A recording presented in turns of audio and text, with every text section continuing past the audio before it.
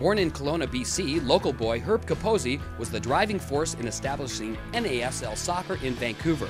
You can see why, as owner, president, and chairman of the board of the Vancouver Whitecaps for 10 seasons, including their NASL championship in 1979.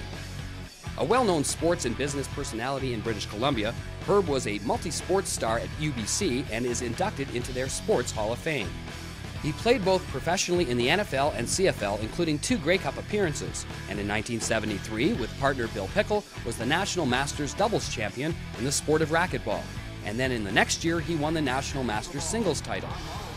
At age 31, he became the GM of the BC Lions of the CFL. Herb Capozzi, the general manager of the BC Lions. He also sat for 2 terms as an elected member of the BC legislature.